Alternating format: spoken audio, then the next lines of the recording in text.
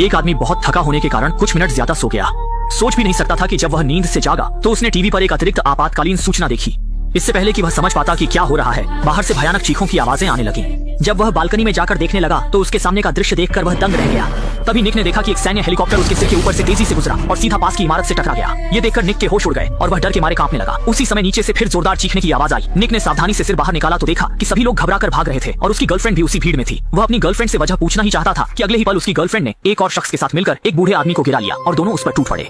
यह दृश्य देखकर निक डर और हैरान हो गया। उसे समझ नहीं आ रहा था कि आखिर हो क्या रहा है। इसी बीच बेकाबू होते हुए जहाजों की संख्या भी बढ़ती जा रही थी। डर के मारे उसने जैसे तैसे खुद को कमरे में छिपाया ही था कि तभी उसका पड़ोसी घबराया हुआ अंदर घुस आया और बोला कि उसकी पत्नी अचानक पागल हो गई है और उस पर हमला कर दिया है। वह निक से शरण मांग रहा था, लेकिन निक कुछ समझ पाता इससे पहले ही पड़ोसी अपना सिर पकड़कर बाथरूम में अपनी चोट देखने चला गया। कुछ गड़बड़ महसूस करते हुए निक ने तुरंत पास से एक छोटी चाकू अपनी सुरक्षा के लिए उठा ली। इसी समय टीवी पर एक और आपातकालीन समाचार आया जिसमें बताया गया कि शहर में ज़ॉम्बी वायरस फैल गया है, जिससे संक्रमित लोग खून के प्यासे हिंसक ज़ॉम्बी में बदल रहे हैं। इसी दौरान बाथरूम से बाहर आए पड़ोसी ने भी यह खबर देखी और जोर देकर कहा कि वह संक्रमित नहीं है, लेकिन कुछ ही पलों में उसकी आंखें लाल होने लगी, जो साफ तौर पर ज़ॉम्बी बनने का संकेत था। अच्छा यह रहा कि पड़ोसी में अभी थोड़ी समझदारी बची थी। अपनी सुरक्षा के लिए निक को उसे चाकू दिखाकर बाहर जाने के लिए मजबूर करना पड़ा। मजबूरी में पड़ोसी को वहाँ से जाना पड़ा। निक ने यह देखते ही तुरंत दरवाजा लॉक कर लिया और थोड़ी ही देर बाद गलियारे से दर्दनाक चीखें सुनाई देने लगी। उसने हिम्मत करके दरवाजे की आंख से झांका तो देखा कि पड़ोसी अब ज़ॉम्बी का शिकार बन चुका था। यह दृश्य देखकर निक निराश होकर जमीन पर बैठ गया और न्यूज में आ रही दमघोंटू रिपोर्ट को सुनते हुए उसका दिल जैसे बुझ सा गया। साफ था कि बाहर की दुनिया पूरी तरह तबाह हो चुकी है और इसका मतलब था कि वह अब घर में ही फंस गया है। डर के मारे वह खुद को सुन्न करने के लिए शराब का सहारा लेने लगा। थोड़ी देर बाद जब उसे होश आया तो उसे अपने माता पिता की याद आई, लेकिन जब उसने फोन उठाया तो पता चला कि उसके माता पिता ने सुबह सुबह ही उसे संदेश भेजे थे, मगर वह सोता रह गया था इसलिए देख नहीं पाया। संदेशों से साफ पता चलता था कि उसके माता पिता की स्थिति भी चिंताजनक थी। घबराया हुआ वह तुरंत उन्हें फोन लगाने लगा, लेकिन कितनी भी कोशिश करे वह कॉल नहीं लग पाई। ये समझकर कि अब उसे सिर्फ खुद पर ही निर्भर रहना है और ताकि ज़ॉम्बियों का झुंड घर के अंदर न घुस सके, उसने सबसे पहले फ्रिज को दरवाजे के सामने लगाकर रास्ता रोक दिया। इसके बाद उसने अपना बिस्तर भी हॉल में खींच लिया जिससे वह गलियारे की स्थिति हर वक्त देख सके। फिर उसने खिड़कियों को अच्छी तरह बंद कर दिया ताकि ज़ॉम्बी उसे देख न सके, लेकिन इसके बावजूद दरवाजे पर समय समय पर कोई दस्तक देता रहता था। वह सांस रोककर बिल्कुल भी आवाज नहीं करता था क्योंकि उसे यकीन नहीं था कि बाहर इंसान है या ज़ॉम्बी। लेकिन उसी रात बाथरूम से अचानक कोई हलचल की आवाज आई। निक को तुरंत अनहोनी का एहसास हुआ और पास में रखा बेसबॉल बैट उठाकर धीरे धीरे नजदीक गया। अगले ही पल एक ज़ॉम्बी वेंटिलेशन पाइप से अंदर घुस आया। निक तुरंत एक कोने में छिप गया। थोड़ी देर बाद ज़ॉम्बी सुस्त चाल से लिविंग रूम में चला गया। यह देखकर निक ने पहले हमला करने का फैसला किया। चुपके से उसके पीछे जाकर जोर से डंडा मारा। पहली बार ज़ॉम्बी को मारने के बाद वह पूरी तरह घबरा गया और समझ गया कि लाश को यूं ही घर में नहीं छोड़ा जा सकता। संभलने के बाद उसने शव को उठाकर नीचे फेंक दिया। ऐसी स्थिति दोबारा ना हो इसके लिए निक ने शौचालय की वेंटिलेशन डक्ट को सर्फिंग बोर्ड से बंद कर दिया। जल्द ही निक 3 दिन और 3 रातों से घर में फंसा रहा। इन दिनों वह हर कदम बहुत संभल कर रख रहा था। उसका दिमाग पूरी तरह सतर्क था और वह जरा भी डील देने की हिम्मत नहीं कर रहा था। लेकिन उसे केवल ज़ॉम्बी से ही नहीं बल्कि मानसिक पीड़ा से भी जूझना था। अब उसके पास केवल वही अकेला बचा था। अकेलेपन और खालीपन से घिरा हुआ वह रोज अपनी नोटबुक से बातें करता था और स्थिति और भी खराब होती जा रही थी। निक यह देखकर पूरी तरह से टूट गया। आखिरकार इसी दिन उसके मोबाइल में पहली बार सिग्नल आया और उसने एक वॉइस मैसेज भी सफलतापूर्वक प्राप्त किया। लेकिन जिस बात की उसने कभी कल्पना नहीं की थी वह थी कि यह उसके माता पिता का अंतिम संदेश था।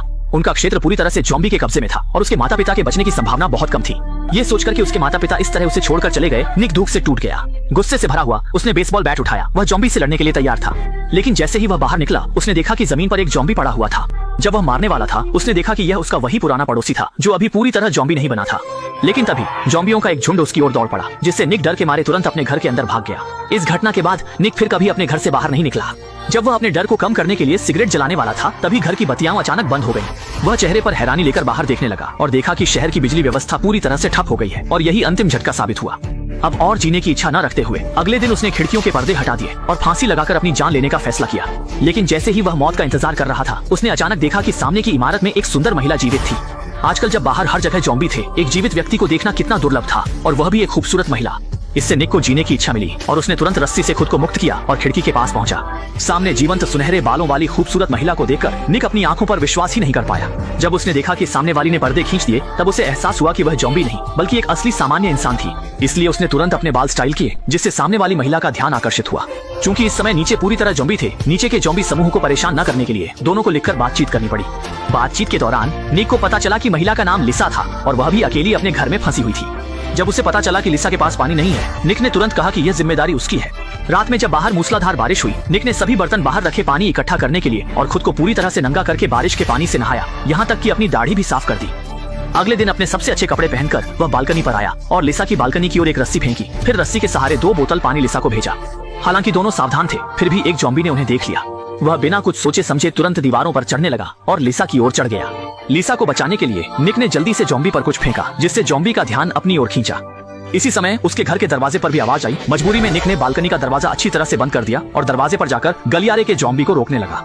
अच्छी बात यह थी कि कुछ देर बाद गलियारे के ज़ॉम्बी कहीं और चले गए, लेकिन इस समय तक इमारत के नीचे के ज़ॉम्बी बालकनी तक पहुंच गए थे। निक ने जल्दी से बेसबॉल बैट उठाया, लेकिन अगले ही पल ज़ॉम्बी ने उसे धक्का देकर बेहोश कर दिया। इस मौके का फायदा उठाकर निक ने बाहर निकलकर उसे बुरी तरह से मार डाला। इस घटना के बाद निक को एहसास हुआ कि इस तरह से वह जरूर मर जाएगा। उसे और सामान ढूंढना होगा और फिर लिसा से मिलना होगा। ये सोचते ही निक तुरंत काम पर लग गया। उसने दबे पांव दरवाजा खोला। अच्छी बात यह थी कि गलियारे में कोई नहीं था, सिर्फ उसका काफी समय पहले मरा हुआ पड़ोसी जमीन पर पड़ा था। इसलिए उसने जल्दी से पड़ोसी की जेब से चाबी निकाली, लेकिन तभी आवाज सुनकर ज़ॉम्बी का झुंड फिर से आ गया। जल्दबाजी में वह जल्दी से जमीन पर लेट गया और मरने का नाटक करने लगा, जिससे ज़ॉम्बी धोखा खा गए। जब तक वे समझ पाते, निक पड़ोसी के घर में घुस चुका था और वहाँ सामान खोजने लगा। शुरू कर दी, हर उपयोगी चीज को अपने पास रख लिया।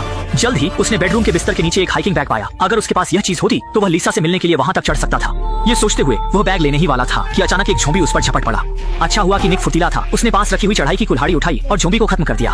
हालांकि जब वह वापस जाने की तैयारी कर रहा था, उसने देखा कि ज़ॉम्बियों का एक झुंड गलियारे में घूम रहा था। उन्हें अपनी मौजूदगी का पता न चलने देने के लिए उसे बहुत सावधानी से पीछे हटना पड़ा और बिना किसी परेशानी के अपने ठिकाने पर लौट आया। लेकिन तभी उसने डर के साथ देखा कि उसके कपड़े फट गए थे। इस पर उसने तुरंत अपने कपड़े उतारकर जांच की। अच्छा हुआ कि यह सिर्फ एक झूठा अलार्म था। पिछले ज़ॉम्बी ने उसकी त्वचा को नहीं काटा था। जब निक अपने लूट की जांच कर रहा था तो उसने अचानक पाया कि उसमें 2 वॉकी टॉकी थे। निक यह देखकर खुशी से खिल उठा। इस तरह वह बेफिक्र होकर लिसा से बात कर सकता था।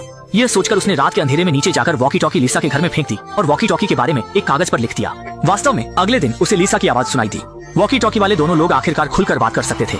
इतने लंबे समय तक किसी से बात न करने के कारण वे वॉकी टॉकी को नीचे रखना ही नहीं चाहते थे। शौक से लेकर शादी तक हर विषय पर बात करते रहे।